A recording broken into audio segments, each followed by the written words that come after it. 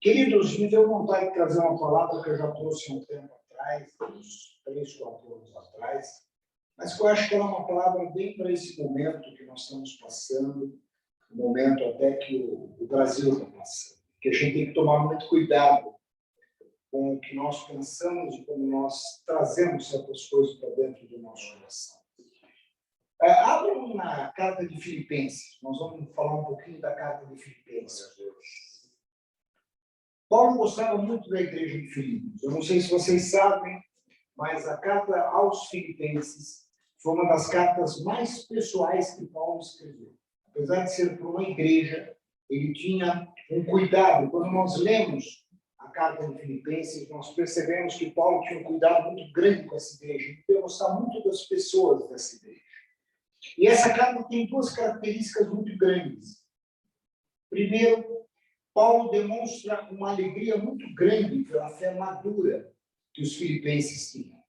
Ele, ao longo da carta, ele diz, vocês têm uma fé muito madura, vocês têm um conhecimento de Cristo muito grande. E isso alegrava muito o coração de Paulo pelo ensinamento que ele tinha derramado nessa igreja e ver esse ensinamento sendo operado, esse ensinamento sendo colocado na prática. E a outra, o amor. Paulo tinha um amor muito grande pelas pessoas de Filipos. A gente percebe isso na carta. Essa carta é tão pessoal, apesar de ser de uma igreja, que ela se confunde muito com a carta de Filemão. Filemão, sim, é uma carta totalmente pessoal. Filemão, Paulo escreve para uma pessoa chamada Filemão, falando uma série de coisas. Vocês conhecem a carta. Então, são duas cartas que Paulo escreve, muito pessoais. Mas o que eu gosto de Paulo é o seguinte, mesmo tendo muito amor, mesmo tendo muita alegria com a igreja de Filipos, ele não perde a oportunidade de dar algumas dicas, de corrigir alguns comportamentos e de dizer para eles, olha, vocês são ótimos, mas não errem em alguns pontos. E é nesses pontos que a gente vai ver, porque ele corrigiu algumas coisas na igreja de Filipos, que é o que eu queria falar com vocês hoje de manhã. Nós vamos ler o Filipenses 4, do versículo 4 ao versículo 7. Eu vou ler numa tradução, da nova tradução da linguagem de hoje, que eu achei uma tradução bem interessante. O versículo 4 de Filipenses 4 diz assim, tenham sempre alegria, unidos com o Senhor. Repito, tenham alegria. O versículo 5 diz, sejam amáveis com todos, o Senhor virá logo. Não se preocupem com nada, mas em todas as orações peçam a Deus o que vocês precisam e orem sempre com o coração agradecido. E a paz de Deus, que ninguém consegue entender, guardará o coração e a mente de vocês, pois vocês estão unidos com Cristo Jesus. Queridos, olha que coisa fantástica que ele está dizendo para a igreja. Primeira coisa ele fala, precisamos ter alegria. Ou seja, na presença de Cristo, nós não podemos ser tristes, nós precisamos ser alegres. Por que ele diz que nós precisamos ter alegria? Porque a alegria de Deus é a nossa força. Amém. E ele diz claramente, não se preocupem com nada, vocês têm a paz de Deus. Então, quem tem a paz de Deus tem alegria para poder fazer as coisas. E ele diz que essa alegria, uma vez estando nos nossos corações, vai demonstrar aos outros que nós servimos um Deus diferente, que nós servimos um Senhor todo soberano. A gente não fica quietinho pelo canto, murmurando e dizendo, ó vida, ó azar, porque essas coisas estão acontecendo. O que Paulo está dizendo é que nós não somos movidos pelas circunstâncias, não importa se tem governo A, governo B, se tem economia A ou economia B, nós não somos dirigidos por essas coisas. Nós somos dirigidos pelo Senhor. Lembrem-se, quando as pragas vieram sobre o Egito, o povo de Deus foi guardado. As 3 primeiras pragas atingiram o povo. O povo estava no meio das pragas. Mas as outras 7 pragas, o povo foi guardado. Deus guarda o seu povo nos momentos. Amém. Ele guarda o povo que é dele. Ele guarda o povo que tem alegria na presença dele, independente das circunstâncias. E é isso que Paulo está falando. E ele vai mais além. Ele diz, ó, sejam amáveis com todos. Não somente com quem é da igreja, sejam amáveis com todos. Se vocês forem amáveis com todos, os outros vão ver em vocês Cristo se manifestando. O que tem esse cara que está sempre bem, está sempre falando bem, está sempre legal, está sempre bacana? O que tem esse cara? Aí tem alguma coisa diferente. Eu quero ver que diferença ele tem. O Paulo vai mais ainda. Ele diz, não se preocupa com o dia de amanhã. Deus cuida do dia de amanhã. Viva o dia de hoje. Viva segundo valores, segundo princípios, viva. Só que ele dá um conselho interessante. Ele diz o seguinte, ele diz, ó, não se preocupem com nada, está no versículo 6. Não se preocupem com nada. Quando a Bíblia é nada, diz nada é nada. Assim como a Bíblia diz tudo é tudo, quando ela diz nada é nada, não se preocupa com nada. A pastora, eu estou numa situação, não se preocupa. Mas ele dá uma dica muito legal. Ele diz assim, mas em todas as coisas, olhem, peçam a Deus o que vocês precisam. Orem sempre com o coração agradecido. Não ora dizendo, Deus, eu estou precisando daquilo, o Senhor sabe, pelo amor de Deus, se aquilo não acontecer, vai dar problema na minha vida. Não. Ora como se a coisa já tivesse acontecido. Senhor, obrigado. O Senhor conhece o que eu preciso. O Senhor sabe das minhas necessidades. O Senhor sabe daquilo que é bom para mim.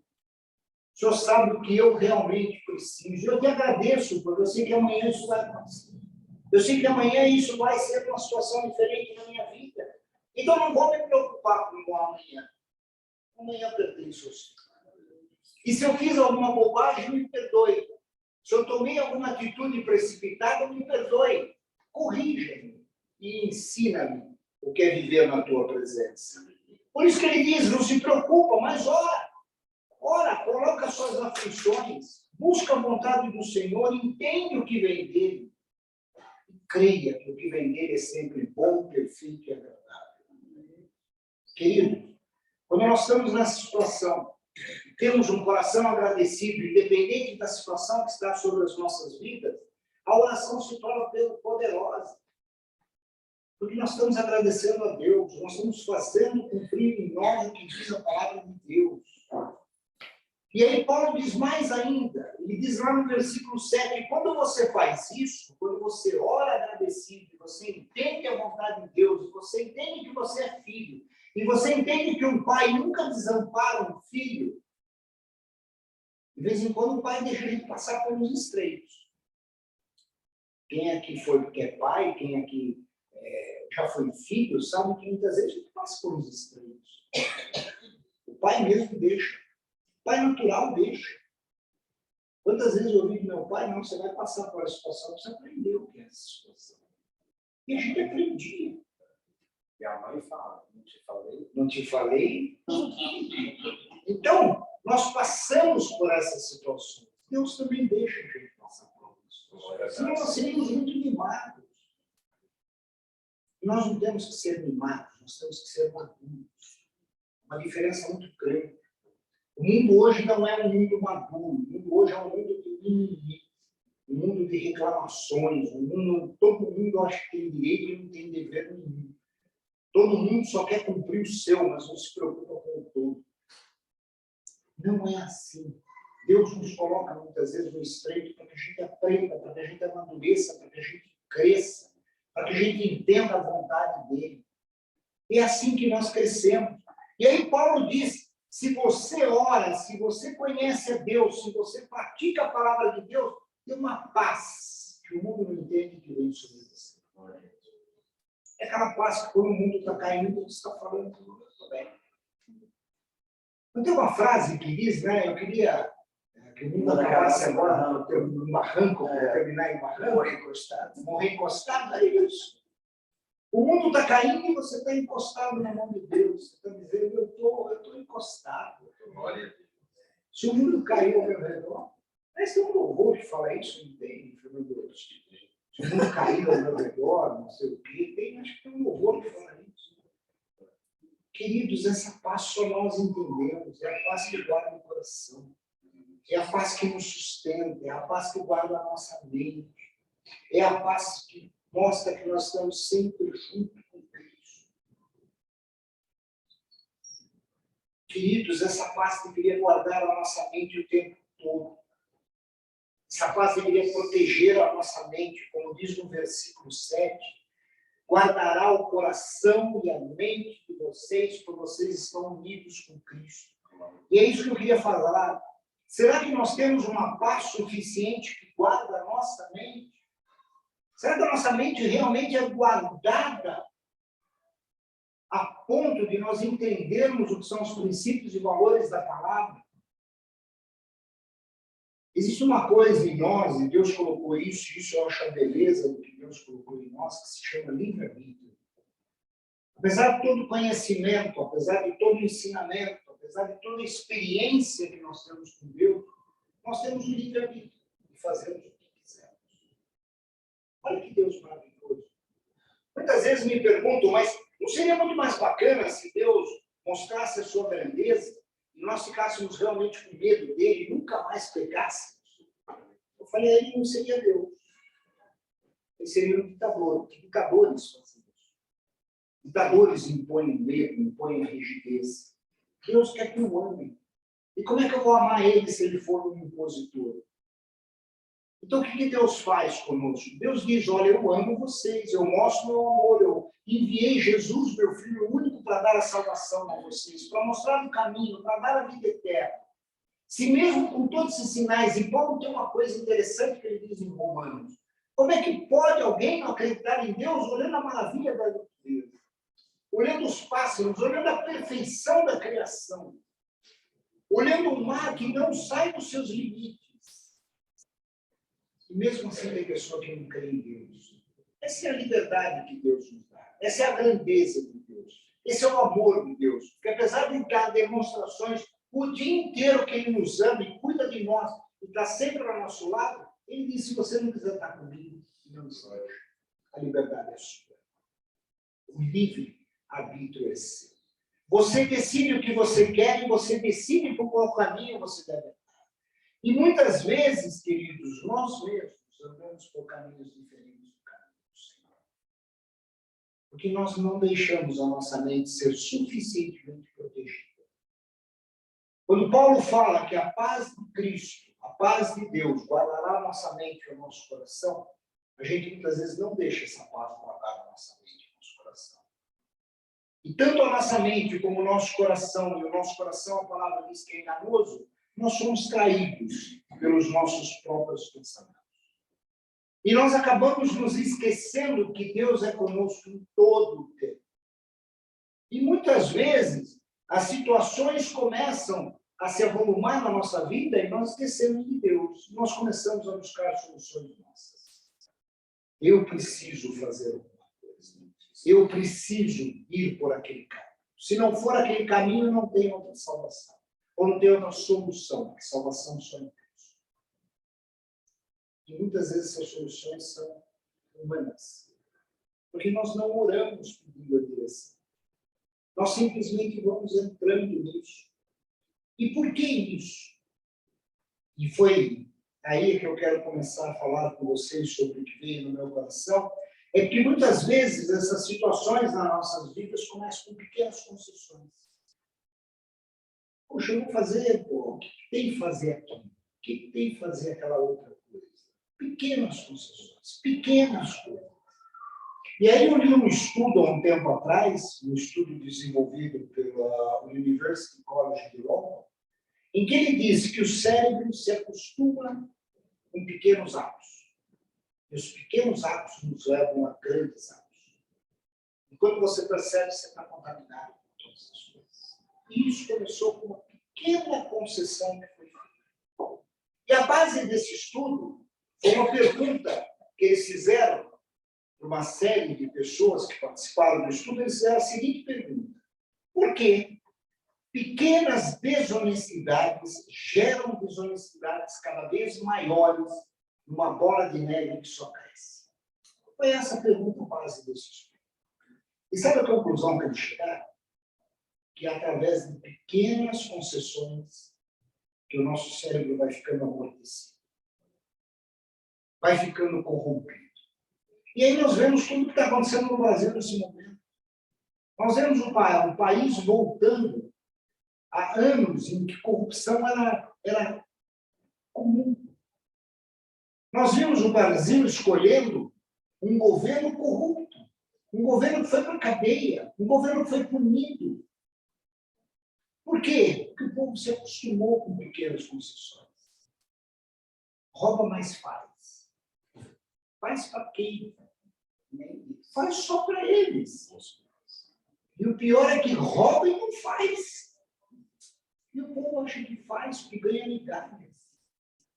Agora, por que uma pessoa rouba 1 milhão e acha que é pouco, rouba 10 milhões e acha que é pouco, rouba 100 milhões e acha que é pouco, e continua roubando porque está sempre achando que é pouco? Porque esses atos começaram com pequenas concessões. E uma das conclusões dos estudos foi que atos desonestos são para a grande maioria, e quando eles são grande maioria, é a grande maioria mesmo, uma coisa moralmente e emocionalmente perturbadora. Interessante, né? Se para a maioria das pessoas fazer esse tipo de situação é moralmente e emocionalmente perturbador, por que faz? Bom, tirando, claro, psicopatas e sociopatas, que esses não sentem nada. Não estou excluindo esses realmente não sentem nada. Pessoas normais como nós. Por que isso acontece? Porque uma vez eles abriram mão dos seus princípios e valores e fizeram. E o estudo diz uma outra coisa interessante, que quando eles fizeram a primeira vez um ato imoral que perturbou, eles ficaram perturbados, eles lutaram emocionalmente contra isso. Bom, mas então por que eles continuaram fazendo? Porque existe realmente uma sensação de angústia na perspectiva de ser desonesto. Qualquer ser humano tem isso. Ateu, não ateu, crendo, não crendo, tem isso, nós temos isso. Nós temos essa sensação, uma perspectiva, que eu não posso ser desonesto. Isso age como um freio. Mas quando eu faço uma primeira concessão e passo o momento do choque, e eu vejo que eu não fui pego, e eu vejo que o ganho me trouxe alguma satisfação pessoal, eu perco o freio. Foi isso que esse estudo chegou. Como o estudo era feito dentro de uma universidade, eles começaram a analisar estudantes que ficam naquela ansiedade para a prova, que querem estudar de qualquer jeito e começam a tomar substâncias que reduzem o estresse. Qualquer uma, comprimido, ou se enche de Red Bull, de coisa do gênero, toma uns 10 por dia, para diminuir o estresse. Sabe o que acontece com essas pessoas? Eles têm o dobro de possibilidade de colar no local. E a gente sabe que aqui no Brasil colar quem não cola não passa da escola, não tinha esse ditado, mas lá fora isso é uma coisa séria. Nos Estados Unidos, na Inglaterra, é uma questão de princípio. Você pega colando numa escola dessa, aqui você perde a nota. Lá você perde a faculdade. Lá é uma questão de moral diferente do que aqui. Tem países que, se você é pego colando numa faculdade, você expulsa da faculdade. Aqui não, quando muito você tira 0 naquela prova e tem a oportunidade de fazer a prova de novo. São princípios. Mas agora, quando o cara está sobre fortes remédios que inibem o estresse, inibem essa sensação de choque, ele tem mais facilidade de colar. Ele tem mais facilidade de tentar cobrir aquela questão emocional que fria. Queridos, por que nós fazemos? Falei para vocês, porque a desonestidade bem-sucedida, ela não só é recompensada, mas também ela traz para o nosso cérebro uma sensação de prazer. Eu consegui fazer. Eu enganei.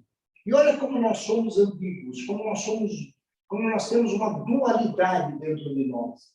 Se por um lado a gente tem um freio moral, por outro lado, quando esse freio é quebrado, traz uma sensação de prazer por ter conseguido. Olha que coisa estranha.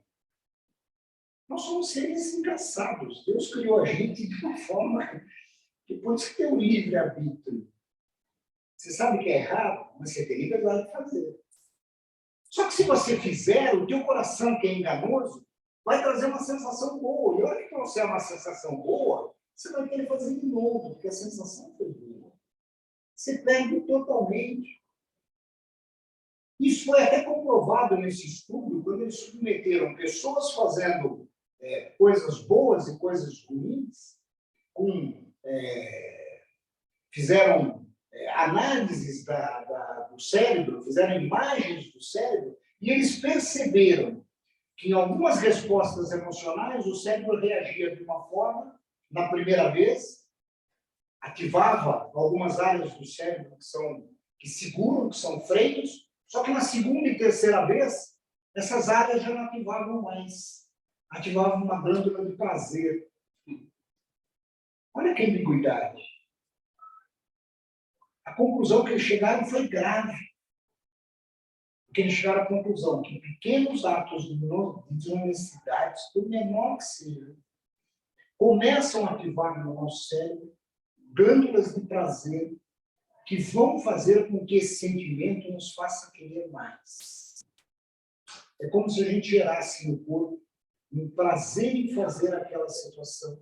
E, portanto, esse prazer começa a tomar conta e quebra o nosso freio moral e emocional. Querido, isso é grave.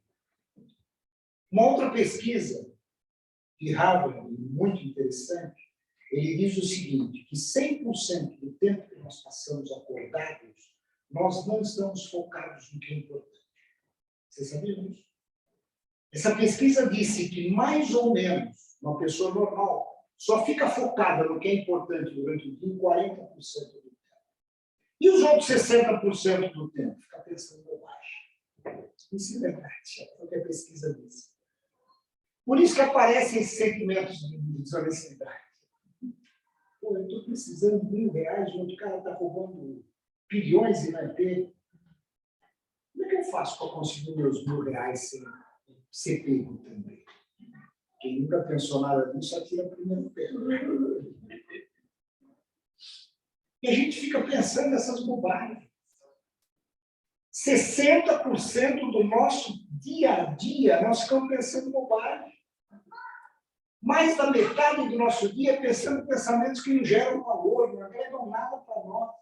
Ou trazem ansiedade, porque eu fico ansioso pelo que tem que acontecer e não vai acontecer. Ou eu fico depressivo pensando no que eu deveria ter feito ontem e não fiz. E não vou fazer de novo. Então você cria ou ansiedade ou depressão. Você fica naquela 60% do nosso tempo. Não sei o que eu estou falando, é uma pesquisa de nada. E se vocês pararem para pensar, é isso que acontece. E aí, queridos, é que, olhando para isso, o que tem a ver com esses versículos que eu falei até agora? Que Paulo, do versículo 4 ao 7, ele diz, tenham alegria, não andeis ansiosos, orem. Se vocês orarem e colocarem na presença de Deus, tem uma paz que enche o coração de vocês. Amém. Mas eu falei para vocês que Paulo amava muito os filhos. Ele provavelmente percebeu esse comportamento na igreja. Ele falou, eu preciso alertar meus irmãos. Eu amo muito eles, para fazer com que eles percam tempo com bobagem. E aí ele escreve o versículo 8 de Filipenses 4, que ele diz a seguinte, e ele dá uma receita para a gente ocupar os outros 60% do nosso pensamento diário.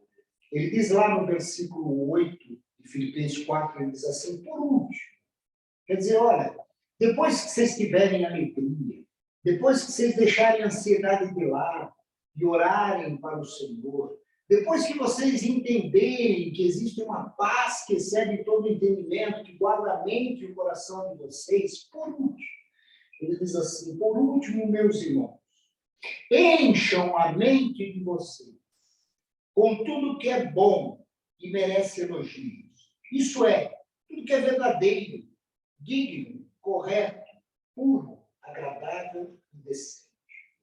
Queridos, nossa mente tem que estar preenchida o tempo todo. O que Paulo está dizendo é que se nós não preenchermos a nossa mente com alguma dessas coisas, outras coisas preencherão a nossa mente.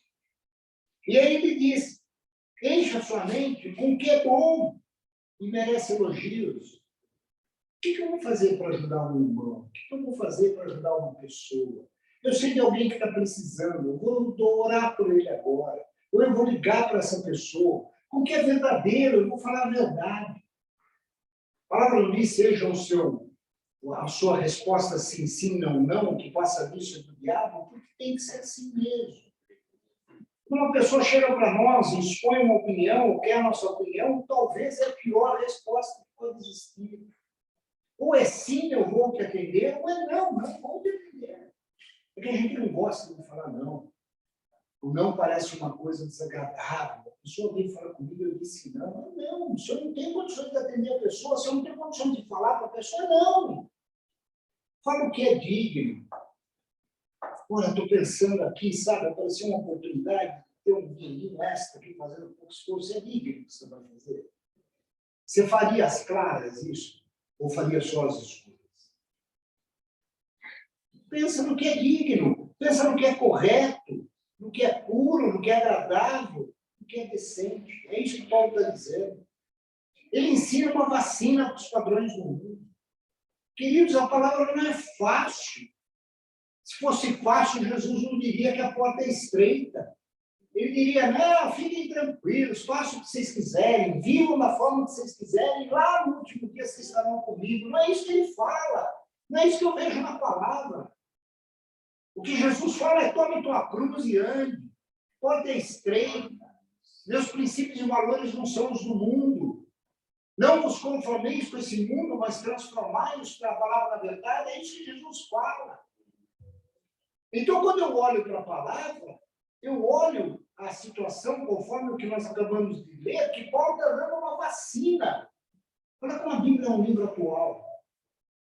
Ele lá pela mais ou menos no ano 60 depois de Cristo, quando ele escreveu essa carta, por volta desse tempo, 50, 60, nós estamos em 2022, quase 2000 anos depois, ele dá uma vacina para tudo isso que o mundo está vivendo hoje. Ele vai dizer, ó, aceitar pequenos subornos não é bom e não merece elogio.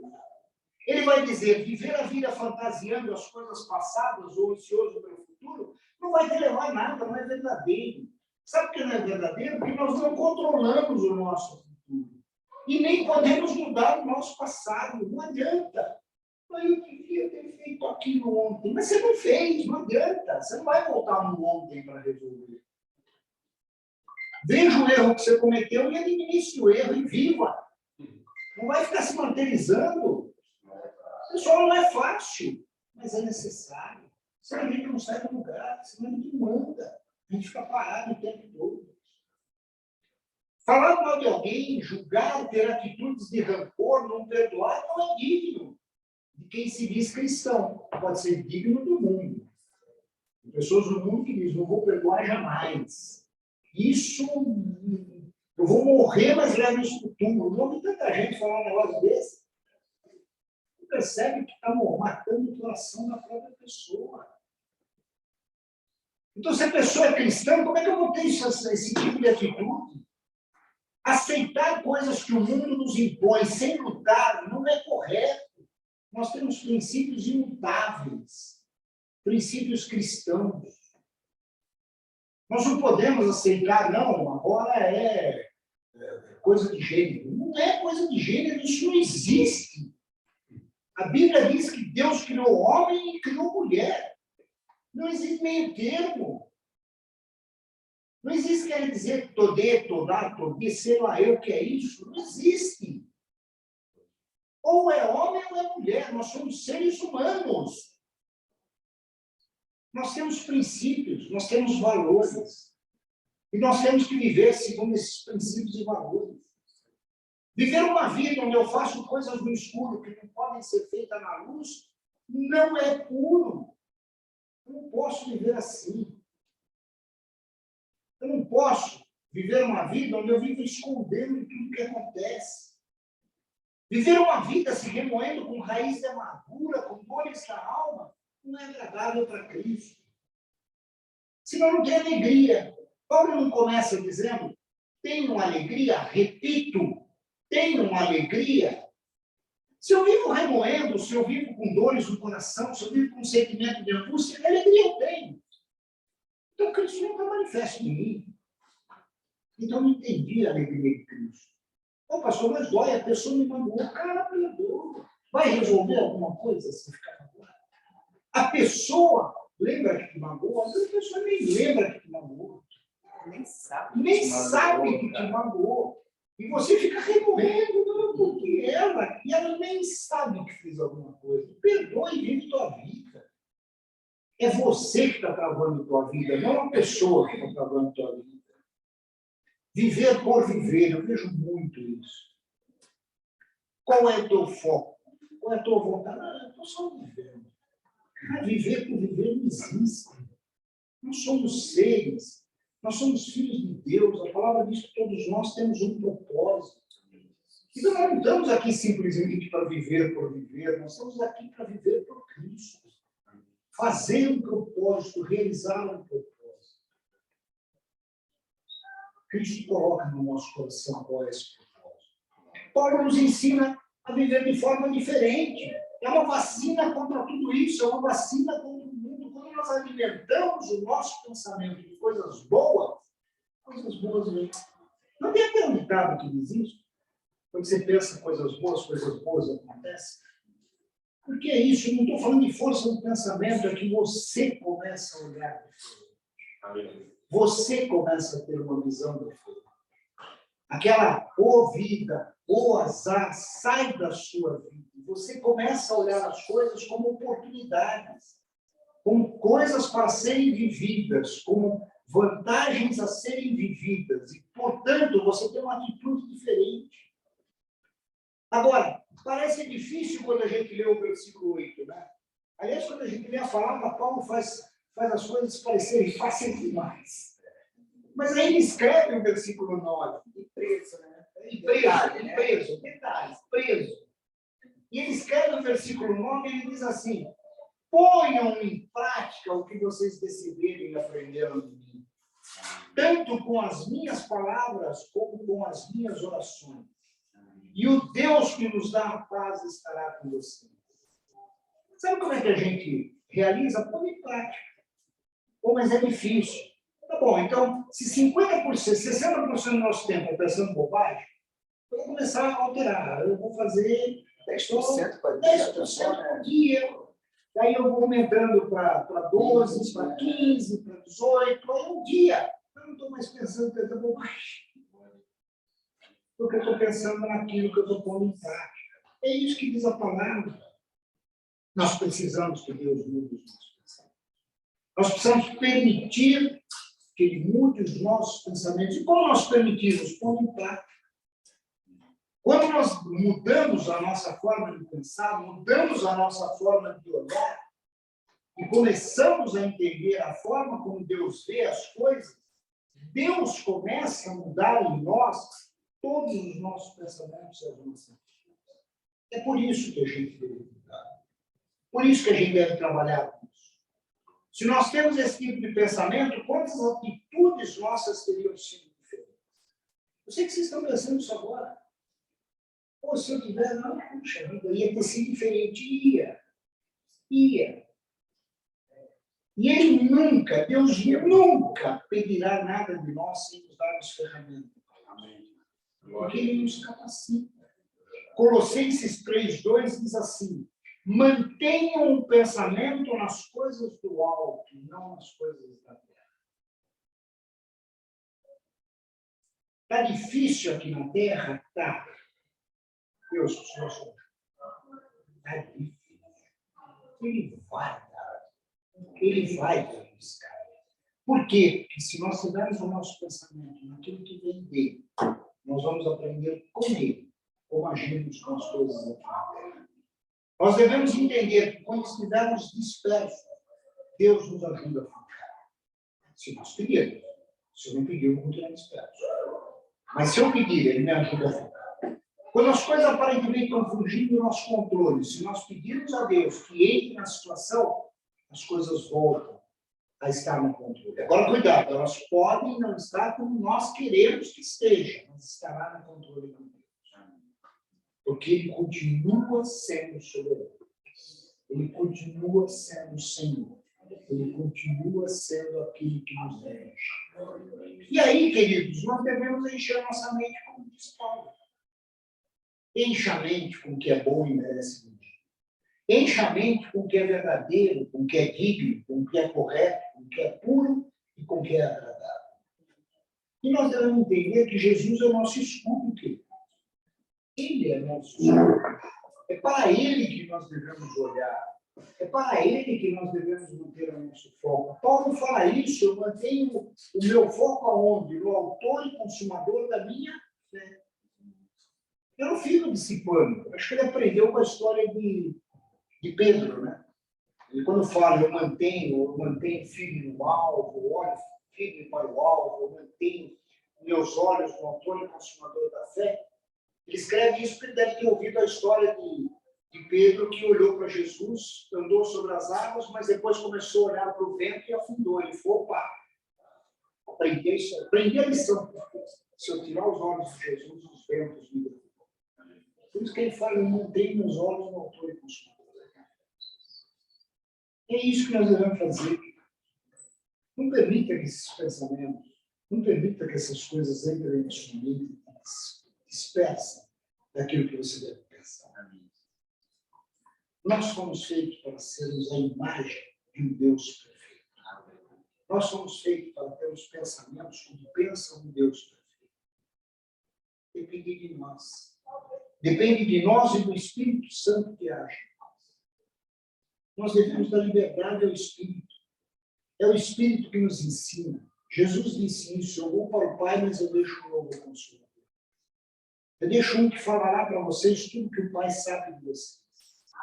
Pô, se o Espírito fala tudo que o Pai sabe de nós temos que pedir para o Espírito, precisamos permitir que o Espírito entre em nós. Precisamos permitir que Ele tome o nosso pensamento. Como diz a palavra, levando meu pensamento cativo ao Espírito Santo. Nós devemos ter esse pensamento.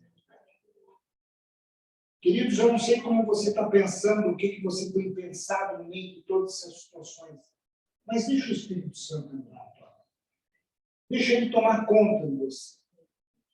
E deixa ele fazer com que sua vida seja transformada. Fernando, podemos fazer um louvor? Glória a Deus. Quero convidar vocês nesse louvor a refletir e a buscar o Espírito Santo. Para que a gente possa colocar as nossas vidas na presença dele. E eu vou deixar o pastor Manuel orar e trabalhar também.